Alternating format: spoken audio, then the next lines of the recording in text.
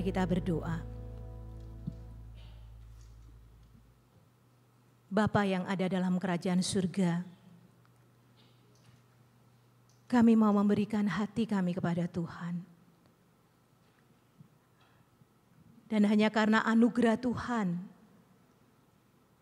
kami diberikan kekuatan, kesempatan, pertolongan untuk terus dapat menyerahkan hidup ini kepada Tuhan.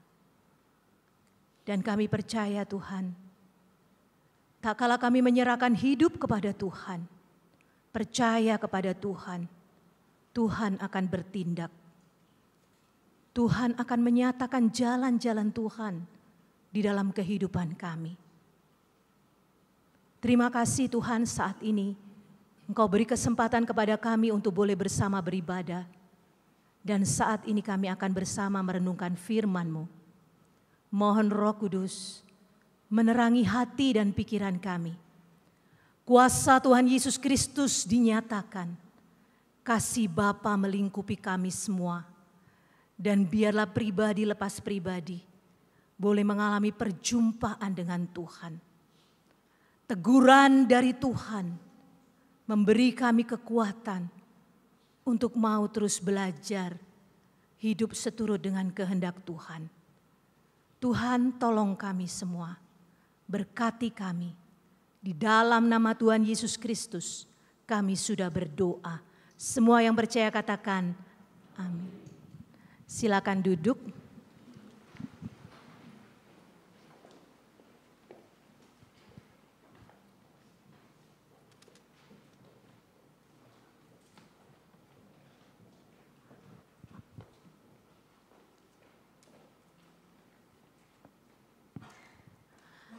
Shalom Bapak Ibu Saudara sekalian. Puji Tuhan, hari ini kita kembali bersama beribadah dan kita akan bersama merenungkan firman Tuhan tentang patung buatan manusia yang disembah manusia. Firman Tuhan yang akan melandasi renungan kita pada pagi hari ini adalah dari Keluaran pasal yang ke-20 ayat 4-6. Keluaran pasal yang ke-20 ayat 4-6. Mari kita bersama-sama memperhatikan firman Tuhan. Saya akan membacakan untuk kita sekalian. Keluaran pasal yang ke-20 ayat 4-6. Jangan membuat bagimu berhala yang menyerupai apapun yang ada di langit di atas, atau yang ada di bumi di bawah, atau yang ada di dalam air di bawah bumi. Jangan sujud menyembahnya atau beribadah kepadanya. Sebab aku, Tuhan Allahmu, adalah Allah yang cemburu, yang membalas kesalahan bapa kepada anak-anaknya, sampai kepada keturunan ketiga dan keempat dari orang-orang yang membenci aku. Tetapi aku menunjukkan kasih setia kepada beribu-ribu keturunan, kepada mereka yang mengasihi aku dan berpegang pada perintah-perintahku. Demikianlah pembacaan firman Tuhan. Berbahagialah kita anak-anak Tuhan yang senantiasa membaca firman dan dengan pertolongan Roh Kudus kita lakukan dalam hidup sehari-hari. Amin. Bapak Ibu Saudara yang terkasih dalam Tuhan, dalam konteks Israel kuno, berhala sering berupa patung yang dibuat untuk menyembah dewa-dewa bangsa lain. Jadi pada zaman itu berhala itu sering berupa patung yang digunakan untuk menyembah dewa-dewa bangsa lain seperti Baal atau Asyera. Bapak Ibu Saudara yang terkasih di dalam Tuhan, dalam pembacaan firman Tuhan hari ini kita diperingatkan dengan jelas dan tegas bahwa menyembah berhala adalah dosa. Jadi menyembah berhala adalah dosa. Menyembah berhala adalah dosa. Mengapa demikian? Hal ini dikarenakan tak kalah kita menyembah berhala, kita tidak lagi berfokus kepada Tuhan. Tapi kita berfokus kepada manusia. Berfokus kepada diri kita sendiri. Seperti Martin Luther berkata, apapun yang hatimu sandarkan dan percayai lebih dari Tuhan, itulah sesungguhnya Allahmu. Apapun yang hatimu sandarkan dan percayai lebih daripada Tuhan, itulah sesungguhnya berhala dalam hidupmu. Bapak Ibu Saudara yang terkasih dalam Tuhan, Allah sangat mengasihi manusia. Karena itu dia cemburu tak kalah manusia itu menduakannya. Bahkan tercatat di dalam Alkitab bahwa dia membalas kejahatan Bapa kepada anak-anaknya sampai kepada keturunan yang ketiga dan keempat dari orang-orang yang membencinya. Karena itu secara khusus saudara yang terkasih di dalam Tuhan, melalui tema patung buatan manusia yang disembah manusia pada hari ini, atau hukum yang kedua, jangan menyembah berhala. Kita akan belajar untuk menyadari akan bahaya menyembah berhala. Dan marilah kita berkomitmen untuk tidak kompromi dan hanya menyembah kepada Allah Tritunggal. Bapak Ibu Saudara yang terkasih di dalam Tuhan, pada hari ini kita akan bersama merenungkan dua hal. Yang pertama tentang berhala, yang kedua tentang dosa. Di dalam Kamus Besar Bahasa Indonesia tertulis bahwa berhala itu adalah patung dewa atau sesuatu yang didewakan, yang disembah atau dipuja. Jadi menurut KBBI ini, berhala itu adalah patung dewa atau sesuatu yang didewakan, yang disembah dan dipuja. Bapak Ibu Saudara yang terkasih dalam Tuhan, berhala itu adalah segala sesuatu yang kita tempatkan lebih tinggi dari Tuhan, atau segala sesuatu yang menggantikan posisi Tuhan dalam hati kita. Itulah berhala. Jadi sebenarnya di dalam hati kita itu adalah tempatnya Tuhan bertahta.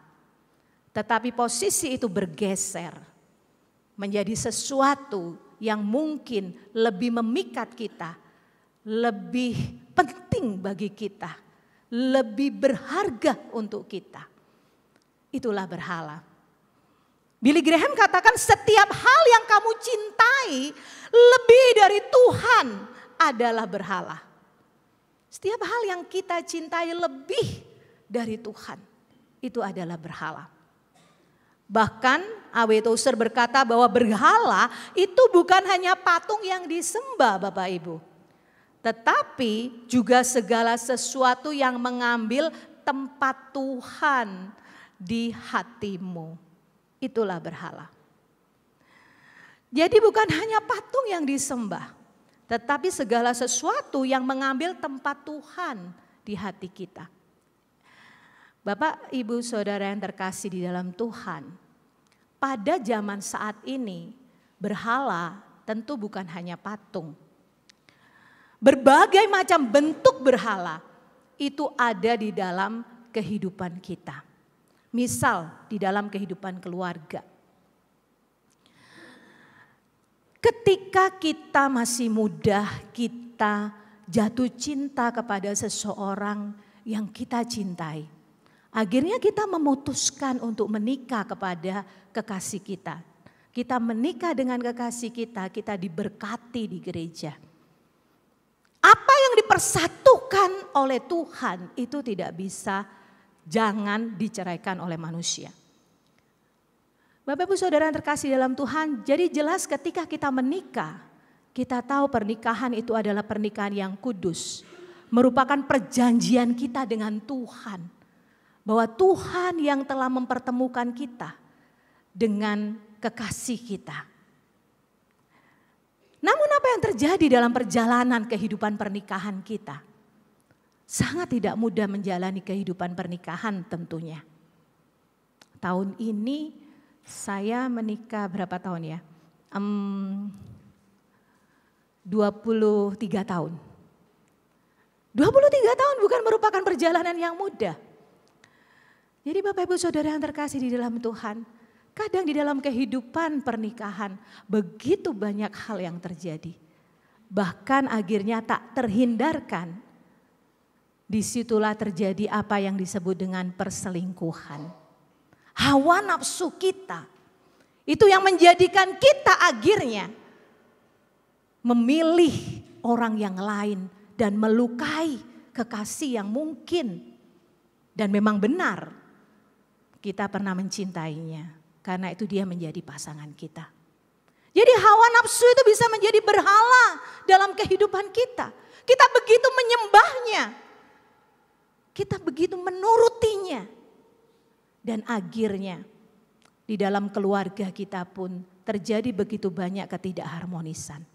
Apalagi di dalam kehidupan berkeluarga yang menjadi berhala, pekerjaan. Ketika kita memutuskan menikah, kita membangun keluarga. Tentunya kita ingin bekerja untuk kebahagiaan keluarga. Tapi dengan berjalannya waktu, tak terhindarkan terjadi bahwa kita begitu lebih menyukai pekerjaan kita. Dan akhirnya kita bekerja dengan begitu keras dengan tujuan untuk kebahagiaan keluarga. Tapi ternyata adalah apa Bapak Ibu? Mengorbankan keluarga. Karena kita tidak memiliki waktu bersama mereka. Ada sebuah keluarga, ya, mereka hidup bersama. Ketika pasangannya itu kemudian kembali, ya, setelah bekerja sekian jam, ya, capek tentunya, kembali. Pasangannya yang satu ini ingin sekali ngomong. Tapi apa yang terjadi? Dia gunakan handphonenya. Masih banyak kerjaan ini. Wah, masih banyak kerjaan. Sampai ditungguin gak selesai-selesai gitu ya. Dan akhirnya malam pun tiba, tidur. Dan itu berulang. Akhirnya dia berkata kepada saya, begitu susah ternyata dalam menjalani kehidupan keluarga. Dia bekerja benar, dia mencukupi kami benar, menafkahi kami dan anak-anak sekolah benar. Tapi sangat tidak mudah bukan? Karena ternyata pekerjaan itu bisa menjadi berhala. Bapak Ibu Saudara yang terkasih di dalam Tuhan. Bagi anak-anak apa yang bisa menjadi berhala? Bagi anak-anak gadget itu bisa menjadi berhala. Media sosial.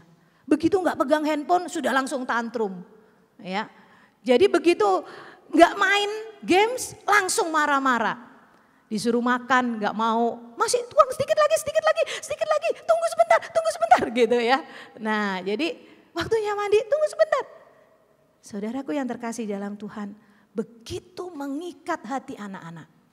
Sehingga akhirnya menggantikan posisi Tuhan yang sebenarnya ada di hati mereka.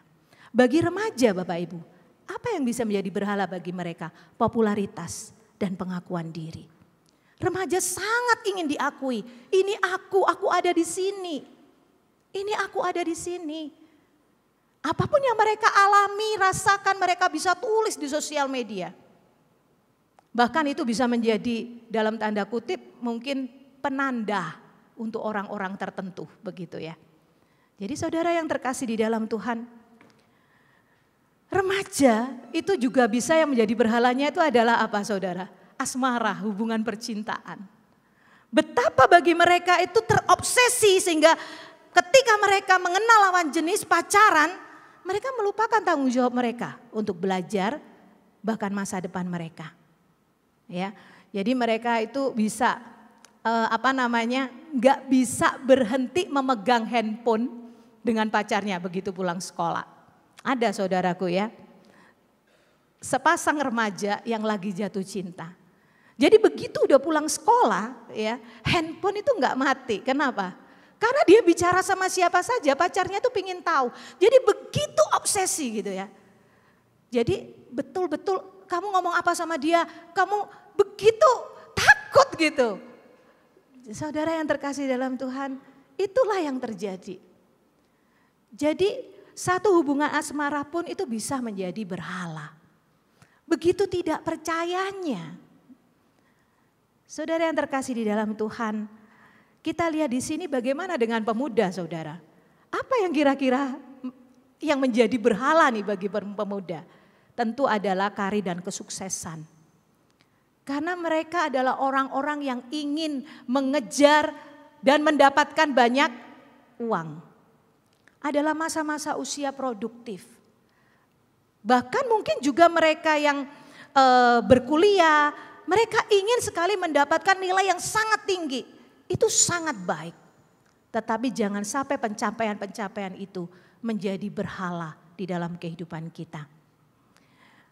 Bagi pemuda, bagi orang muda, mereka sangat senang sekali jika mempunyai banyak uang. Dan kita juga, betul enggak Bapak Ibu?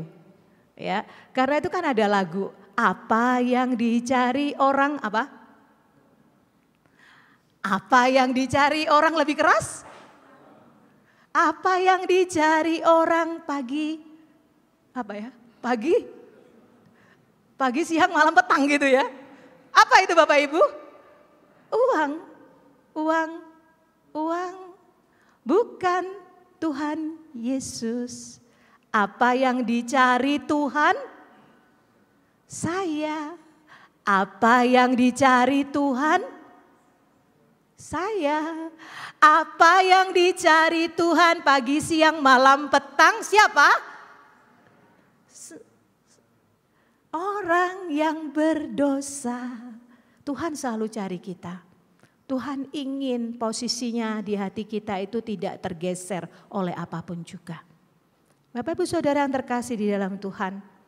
Tapi seringkali justru kadang pencapaian-pencapaian yang Tuhan percayakan dan kita terima itu menggeser Tuhan yang memberikan kepada kita. Nah, Bapak Ibu Saudara yang terkasih di dalam Tuhan, bagaimana dengan lansia? Ada enggak berhala bagi lansia? Ada Bapak Ibu, yaitu kebanggaan di masa lalu. Begitu banyak pencapaian sehingga akhirnya kadang merasa bahwa yang sekarang ini itu kurang bagus. Zamanku itu lebih bagus begitu ya. Atau mungkin kurang dapat menerima perubahan-perubahan yang ada. Mengapa? Karena merasa bahwa dulu pencapaian-pencapaian yang sudah didapat itu begitu membanggakan. Dan itu terus disampaikan. Bapak Ibu Saudara yang terkasih di dalam Tuhan. Bahkan bagi lansia itu salah satu berhalanya itu adalah harta dan warisan ya. Ada satu orang tua yang sudah tua ya, tapi dia itu memiliki banyak sekali harta. Dia memiliki banyak sekali warisan. Dia bingung gitu. Karena itu dia itu berpikir, ini kalau aku pulang ke surga gimana semua ini ya gitu. Makin dia berpikir, makin dia itu terikat dengan harta dan warisan yang sebenarnya dia akan bagikan. Dan apa yang terjadi saudara? Sampai akhir hidupnya dia tidak membagikan kepada siapapun. Dan disitulah terjadi apa yang disebut dengan perebutan harta warisan. Karena dia tetap merasa bahwa itu adalah milikku. Dan sampai akhir hidupnya dia tetap merasa itu adalah miliknya. Itu adalah berhalanya. Dia tidak mengikatkan dirinya kepada Tuhan. Tapi dia mengikatkan dirinya kepada semua harta yang dia punya. Saudara yang terkasih di dalam Tuhan, bahkan di masa usia senja, salah satu berhala kita itu adalah kesepian dan kecemasan. Akhirnya apa yang terjadi? Kita justru mencari perhatian dari anak-anak kita. Saudara yang terkasih di dalam Tuhan Yesus Kristus, kita takut kehilangan perhatian dari anak-anak kita. Akhirnya kita mencari perhatian. Salah satu biasanya bagi orang tua cari perhatian gimana? Salah satu caranya adalah begini Bapak Ibu. Kadang orang tua itu kalau udah yang biasa bekerja itu nggak akan pernah bisa berhenti bekerja gitu ya. Nah akhirnya anaknya kan bilang jangan terlalu capek ya Ma, jangan terlalu capek. Oh iya gitu. Tapi nggak bisa gitu, selalu bergerak. Dan akhirnya apa yang terjadi? Bisa apa? Capek, sakit. Dan kemudian anaknya merasa, aduh udah dikasih tahu jangan terlalu capek ya. Ada satu kisah nih, seorang ibu dia itu punya pembantu di rumah. Tapi dia nggak pernah percaya kalau pembantunya itu mengelap itu ya. Jadi setiap kali dilap-lap dia akan ulang lagi gitu ya. Dia akan ulang lagi. Nah dia usianya sudah tua gitu ya. Sudah 70 tahun lebih tapi dia tetap terus melakukan itu gitu. Sampai akhirnya suatu kali dia itu apa yang terjadi? Dia itu ingin mengambil barang yang dia mau lap. Dan dia terpeleset dan jatuh. Padahal sebenarnya kan bisa pembantunya yang mengambil atau asisten rumah tangganya membantu. Tapi justru dia ingin melakukannya sendiri. Kita lupa Bapak Ibu bahwa usia kita bertambah, kita memiliki hal-hal yang mungkin kita memerlukan orang lain untuk menolong kita. Jadi itulah yang menjadikan kita itu berhala ketika kita merasa cemas bahwa ini pasti nggak bisa nih, kurang nih gitu. Jadi kita merasa bahwa wah ini aku harus kerjakan seperti dulu. Bapak Ibu Saudara yang terkasih dalam Tuhan, semua usia, segala usia itu memiliki berhalanya sendiri-sendiri jika kita tidak hati-hati atau jika kita tidak benar-benar punya self awareness. Menyembah berhala itu adalah dosa. Menyembah berhala itu adalah dosa. Dosa adalah tindakan yang melanggar perintah atau aturan atau kehendak yang telah ditetapkan Tuhan. Ada dua jenis dosa. Yang pertama itu adalah dosa asal. Yang kedua itu adalah dosa perbuatan. Dosa asal adalah dosa yang diakibatkan oleh pemberontakan manusia pertama, yaitu Adam dan Hawa. Karena itu sejak Adam dan Hawa jatuh dalam dosa, semua keturunannya telah berbuat dosa dan kehilangan kemuliaan Allah. Bapak Ibu, salah satu tokoh dunia Kristen yang pernah berbicara tentang dosa yang ditanggungkan kepada keturunan adalah Jonathan Edwards. Dia adalah seorang teolog dan pendeta Amerika dalam tradisi Calvinis. Ia dikenal karena khotbahnya yang berjudul pendosa di tangan Allah yang murka.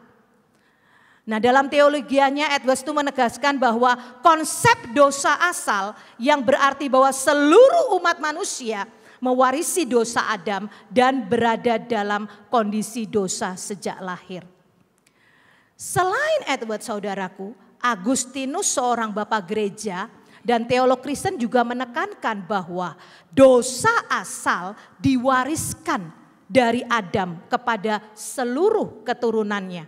Menyebabkan manusia itu membutuhkan kasih karunia Allah melalui Yesus Kristus untuk diselamatkan. Konsep dosa yang diwariskan ini juga diajarkan oleh Martin Luther ataupun John Calvin dalam teologi mereka. Yang mengajarkan bahwa manusia secara alami telah jatuh dalam dosa sejak lahir. Dan hanya dapat ditebus melalui anugerah Allah. Bapak Ibu Saudara yang terkasih di dalam Tuhan. Dalam Keluaran pasal 20 ayat 5 dikatakan, jangan sujud menyembah atau beribadah kepadanya. Sebab aku Tuhan Allahmu adalah Allah yang cemburu, yang membalas kesalahan bapa kepada anak-anaknya sampai kepada keturunan ketiga dan keempat dari orang-orang yang membenci aku. Saudara yang terkasih di dalam Tuhan, hal ini memperingatkan kita sebagai orang tua bahwa jika kita tidak hati-hati di dalam hidup ini, jika kita tidak hidup takut akan Tuhan, maka perbuatan kita yang salah itu akan membuat keturunan kita menderita. Ada satu kisah di dalam Alkitab, bagaimana perbuatan dari sang papa membuat 7 orang keturunannya harus menanggung kematian dengan digantung, saudaraku yang terkasih.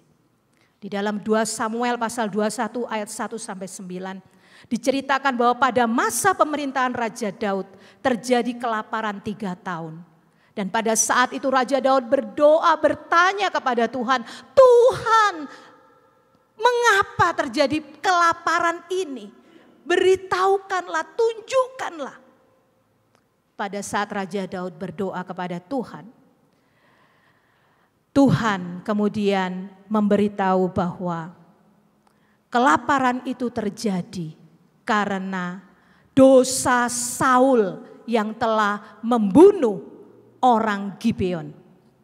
Orang Gibeon itu adalah bangsa yang telah mengikat perjanjian damai dengan Israel sejak zaman Yosua. Namun Saul melanggar perjanjian itu dan mencoba memusnahkan mereka. Akibatnya Tuhan menuntut keadilan bagi orang Gibeon sebagai hukuman atas Saul. dan keturunannya itu diserahkan kepada orang Gibeon dan kemudian dihukum mati. Saudaraku yang terkasih dalam Tuhan, hal ini memperingatkan kita bahwa sebagai orang tua, kita harus senantiasa hidup takut akan Tuhan. Karena kita bukan hanya hidup untuk diri kita sendiri, tapi juga untuk orang-orang di sekitar kita, orang-orang yang Tuhan percayakan dalam perjalanan kehidupan kita. Hal ini memperingatkan kita bahwa meskipun dosa seseorang biasanya ditanggung secara pribadi, namun dalam kasus ini Tuhan membiarkan keturunan Saul menanggung akibat dari dosa leluhur mereka. Jadi ini sebagai pengingat bahwa dosa seseorang itu berdampak pada generasi berikutnya. Bapak Ibu Saudara yang terkasih di dalam Tuhan, saya sangat senang dengan satu ayat dalam kitab Amsal yang mengatakan bahwa mahkota orang tua adalah anak cucu dan kehormatan anak-anak ialah orang tua mereka. Amsal 17 ayat 6 itu tertulis, mahkota orang-orang tua adalah anak cucu. Jadi mahkotanya orang tua itu adalah anak cucu. Dan kehormatan anak-anak ialah orang tua mereka. Bapak Ibu Saudara yang terkasih di dalam Tuhan Yesus Kristus, jadi kita sebagai anak-anak Tuhan, kita harus senantiasa belajar untuk tetap menjadikan Tuhan di dalam hati kita dan hidup takut akan Tuhan. Itu adalah dosa asal. Dosa perbuatan adalah dosa yang dilakukan baik melalui pikiran, hati, perkataan maupun perilaku kita. Di dalam Yeskiel 18 ayat 20 dikatakan, orang yang berbuat dosa dialah yang harus mati. Anak tidak akan ikut menanggung kesalahan ayahnya dan ayah tidak akan ikut menanggung kesalahan anaknya. Orang benar akan menerima buah kebenarannya dan orang fasik akan menanggung akibat kefasikannya. Ada satu kisah juga di dalam Injil Yohanes tentang orang buta yang sejak lahir. Murid-murid Yesus bertanya kepada Yesus, "Rabi, siapakah yang berbuat dosa? Dia sendiri atau orang tuanya sehingga ia dilahirkan buta?" Jawab Yesus, "Bukan dia dan bukan juga orang tuanya, tetapi supaya pekerjaan-pekerjaan Allah dinyatakan di dalam dia." Bapak Ibu Saudara yang terkasih di dalam Tuhan, firman Tuhan mengatakan bahwa setiap orang itu akan menanggung akibat perbuatannya sendiri-sendiri. Ketika orang tua berbuat dosa, dia akan menanggung sendiri. Ketika anak berbuat dosa, dia akan menanggung sendiri. Setiap orang dia harus mempertanggungjawabkan hidupnya sendiri-sendiri di hadapan Tuhan. Namun demikian, dosa daripada orang tua itu akan berdampak dalam kehidupan generasi berikutnya. Bapak Ibu Saudara yang terkasih di dalam Tuhan Yesus Kristus. Dan di sini kita juga melihat bahwa ketika seseorang itu menderita, itu bukan berarti itu selalu karena dia berdosa. Namun bisa juga itu merupakan cara Tuhan menyatakan perbuatan-perbuatannya. Oleh karena itu Bapak Ibu Saudara yang terkasih di dalam Tuhan, di dalam kehidupan kita mungkin kita mengalami begitu banyak kesulitan maupun pergumulan. Biarlah kita terus terbuka kepada Tuhan. Jika itu memang merupakan dosa akibat perbuatan kita, maka jangan pernah takut untuk segera datang kepada Tuhan. Karena firman Tuhan berkata, jika kamu mengaku dosa, Tuhan itu setia dan adil, sehingga Ia akan mengampuni segala dosa kita dan menyucikan kita dari segala kejahatan. Karena itu Bapak Ibu Saudara yang terkasih di dalam Tuhan, ketika kita mengalami begitu banyak kesulitan, kita boleh mengintrospeksi diri kita. Apakah ini karena kesalahanku, dosaku? Jika memang demikian, saat ini kita merasakannya, datanglah kepada Tuhan. Kita mau mohon pengampunan dari Tuhan. Namun jika memang bukan karena kita, namun kita harus menderita. Tuhan izinkan kita menderita. Seperti seorang anak yang dilahirkan buta sejak lahir. Biarkan kita tetap percaya bahwa hidup kita dipakai oleh Tuhan. Melalui segala pergumulan itu, nama Tuhan akan dipermuliakan. Amin. Bapak Ibu Saudara yang terkasih di dalam Tuhan. Jadi di sini kita lihat bahwa konsep bahwa dosa bisa berkelanjutan ke generasi berikutnya. Bukan dalam arti menanggung hukuman dosa. Tetapi lebih kepada akibat atau dampak atau pengaruh dari dosa tersebut. Saudara yang terkasih dalam Tuhan, ada sebuah kisah nyata ya. Sepasang suami istri menikah ya, mereka diberkati Tuhan, sangat kaya sekali, diberikan keturunan ya. Begitu cantik-cantik. Bapak Ibu Saudara yang terkasih dalam Tuhan, ketika saya pergi ke rumah mereka pun, wow, di meja makan itu makanan begitu mewah, buah-buahan begitu mahal. Semua tersedia. Namun apa yang terjadi saudara? Semakin diberkati Tuhan, mereka semakin menjadi dalam pengertian mereka berjudi. Suami istri ini berjudi bersama-sama. Rumahnya itu banyak.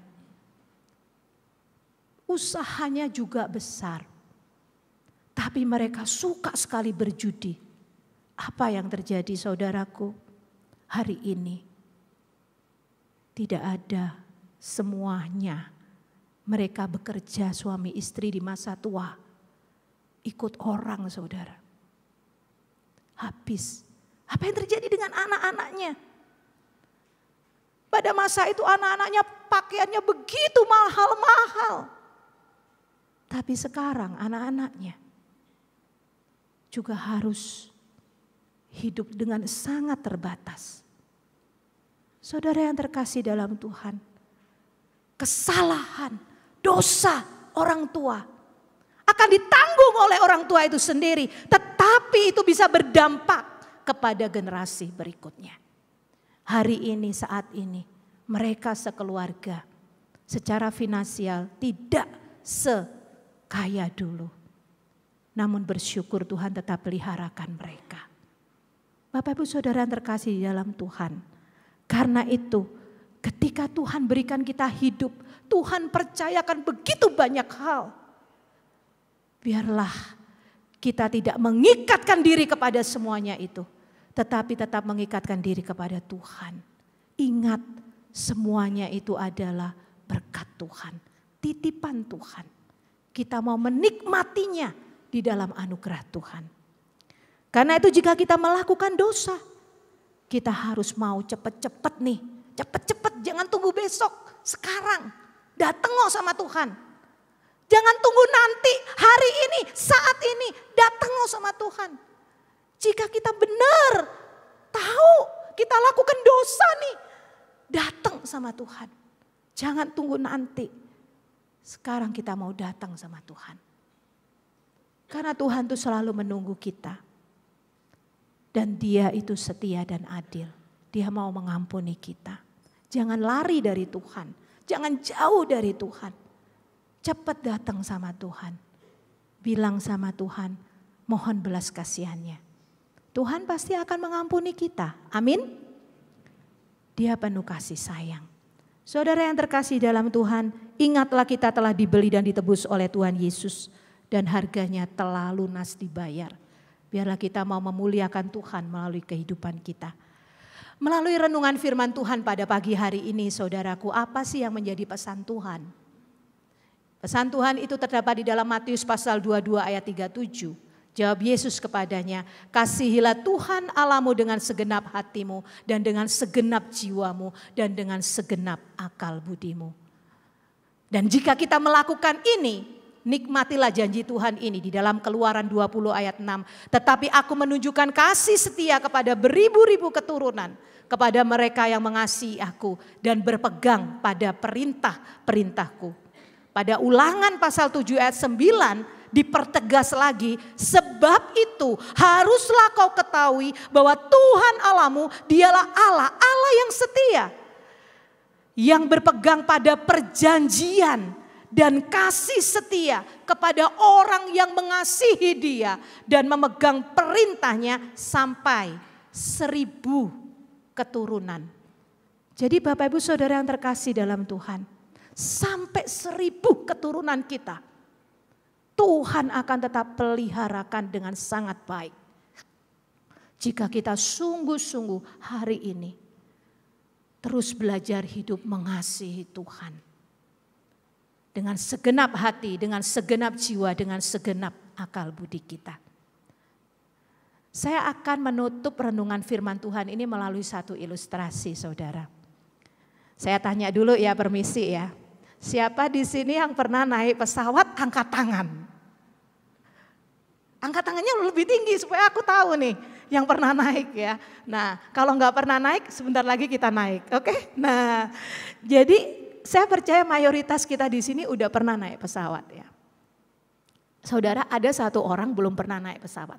Nah, dia sudah kemas barang-barangnya karena dia merasa akan berlibur kan. Tapi dia belum pernah naik pesawat. Dia bawa 2 koper, dia kemudian juga bawa tas ransel, dan dia bawa lagi 1 dus, ya, 1 dus tetengan gitu. Nah kemudian dia membeli tiket pesawat. Ketika dia sudah membeli tiket pesawat, apa yang terjadi Bapak Ibu Saudara? Dia sudah bayar semua, dikasih tahu, oh ya nanti check in di situ. Oke, dia ikutin ya. Nah pada saat dia check in, ternyata kopernya itu kan harus dimasukkan bagasi, betul nggak? Kan gak boleh kan dibawa ke dalam karena itu kan ada aturannya gitu. Dia gak mau. Dia bilang gak bisa, ini punyaku. Lah aku nanti naik pesawat, ini barang ini di mana gitu ya. Gak mau dia. Wah marah-marah saudara, bertengkar. Loh gak apa-apa Pak, nanti turun dibalikin kok. Gak bisa, ini barangku gitu. Dia gak mau, benar-benar gak mau. Akhirnya dia memutuskan tidak mau naik pesawat. No ya, karena ini adalah barangku, aku gak mau. Akhirnya dia memutuskan pulang. Sampai rumah dia berpikir, ternyata gak boleh nih bawa barang banyak ya. Oke. Dia akhirnya tata lagi barangnya. Dia tata yang bisa dia bawa di dalam pesawat begitu ya. Nah besoknya dia pergi lagi beli tiket. Kemudian check in, dia udah tahu. Nah akhirnya gak ada kan barang yang masuk bagasi. Dia senang, bawa ranselnya, bawa tetengannya ya. Begini loh caranya naik pesawat, enak aja barangku kok dimasukin tempat lain ya. Barangku tuh ya bersama aku gitu kan, enak aja gitu kan. Akhirnya udah sampai pesawat, apa yang terjadi? Boarding pass kan, udah boarding pass naik ya. Kan pramugari itu bilang, Pak permisi Pak, tasnya harus ditaruh di, betul ya? Gak mau dia, dia gak mau. Enak aja kok taruh di atas, ini punyaku gitu loh ya. Enak aja taruh di atas. Akhirnya gak mau, apa yang dia lakukan Bapak Ibu? Begini Bapak Ibu. Dia duduk pakai seatbelt dan dia tetap pegang terus gitu ya. Dia pegang terus. Pokoknya gak mau satupun barangnya itu yang lepas dari dia. Bapak Ibu Saudara yang terkasih di dalam Tuhan. Barang itu sudah menjadi berhala bagi dia.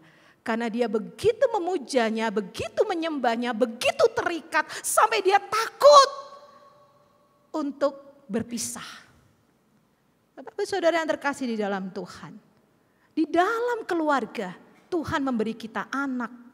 Anak itu adalah karunia Tuhan.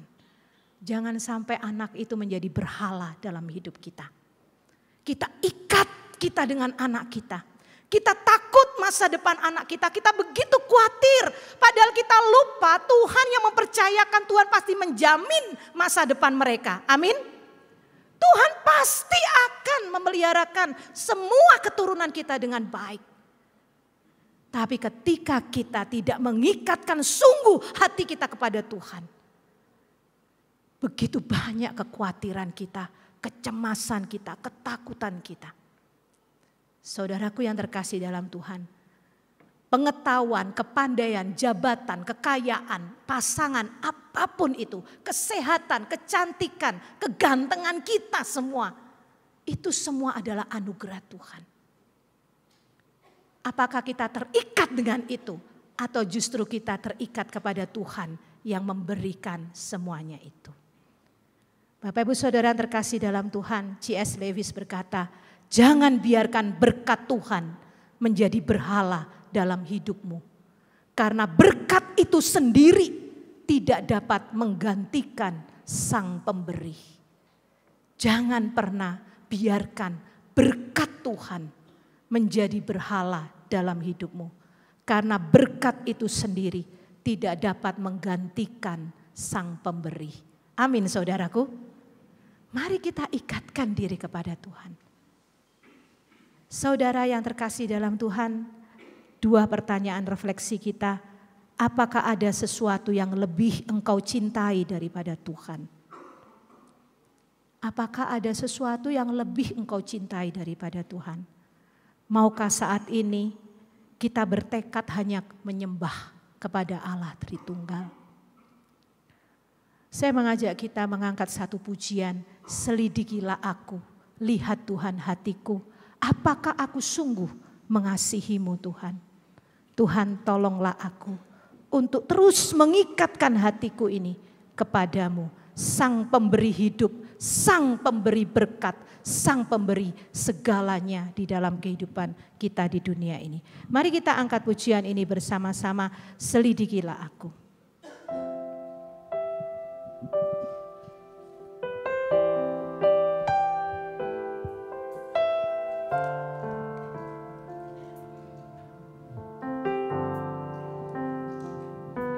Selidiki aku, lihat hatiku. Apakah engkau sungguh mengasihi Tuhan? Apakah ku sungguh mengasihimu, Yesus? Tuhan tahu hatimu. Kau yang maha tahu dan menilai hidupku. Tak ada yang tersembunyi bagimu. Telah kulihat kebaikanmu yang tak pernah habis di hidupku. Ku berjuang sampai akhirnya Kau dapati aku tetap setia. Izinkan Tuhan menyelidiki hatimu. Katakan, selidiki aku Tuhan. Selidiki aku, lihat hatiku. Apakah ku sungguh mengasihimu, Yesus? Yang maha tahu dan menilai hidupku. Tak ada yang tersembunyi bagimu. Telah kulihat kebaikanmu yang tak pernah habis di hidupku. Ku berjuang sampai akhirnya Kau dapati aku tetap setia. Mari kita berdoa di dalam hati masing-masing. Adakah engkau sungguh mengasihi Tuhan?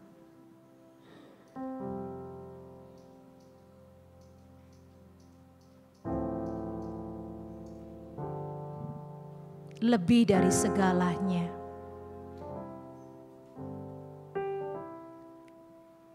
Adakah dosa yang terus mengikat kita? Hari ini, saat ini di rumah Tuhan, berdoalah sungguh-sungguh. Tuhan itu penuh kasih dan setia. Dia akan mengampunimu dan menyucikanmu dari segala kejahatan. Dan biarlah kita mau sungguh-sungguh mengasihi Tuhan. Tuhan menolong dan memberkati 1000 keturunan kita. Tak kala kita sungguh mengasihi Dia.